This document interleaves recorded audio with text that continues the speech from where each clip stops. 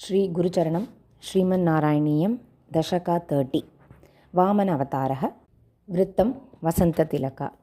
శక్రేణ సంయతి హతోపి బలిర్మహాత్మా శుక్రేణ జీవితతను క్రతువర్ధితోష్మా విక్రాంతిమాన్ భయనిలీన సురాం త్రిలోకీం చక్రే వశే సతవ చక్రముఖాదభీతః పుత్రార్తిదర్శనవశాదదితిర్విషణ్ణా తం కాశ్యపం నిజపతిః శరణం ప్రపన్నా త్వత్పూజనం తదుదితం హి పయోవ్రతాఖ్యం సా ద్వాదశాహమచరత్ త్వయి భక్తిపూర్ణా తస్యావధౌ త్వయి నిలీనమతేరముష్యాః శ్యామశ్చతుర్భుజవపుః స్వయమావిరాసీః నమ్రాం చ తామిహ భవత్తనయో భవేయం గోష్ప్యం మదీక్షణమితి ప్రళపన్నయాసీః త్వం కాశ్యపే తపసి సన్నిదధత్తదానీం ప్రాప్తోసి గర్భమదితేః ప్రణుతో విధాత్రా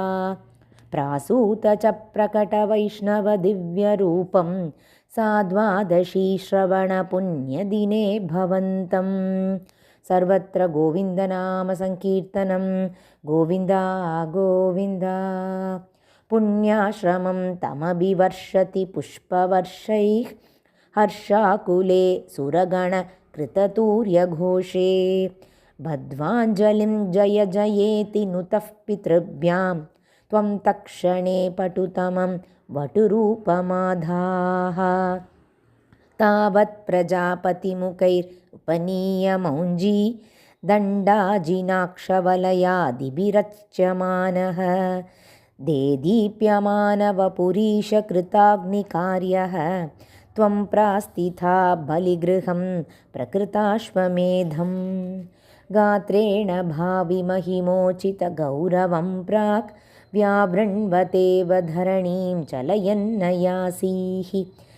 ఛత్రం పరోష్మతిరణార్తమివాదధానో దండం చ దానవజనేష్వివ సన్నిధాత్ తాం నర్మదోత్తరతటే హయమేధశాలాం ఆసేదుషీ త్వయి రుచా తవ రుద్ధనేత్రైః భాస్వాన్ కిమేష దహనోను సనత్కుమారో యోగీను కోయమితి శుక్రముఖై శశంకే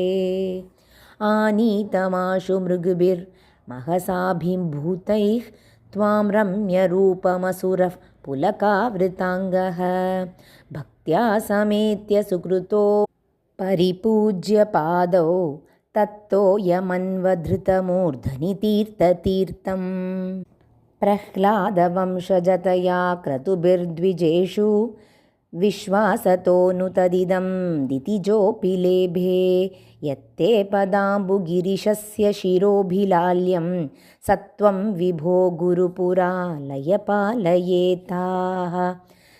నారాయణ అఖిల గురో భగవన్నమస్తే।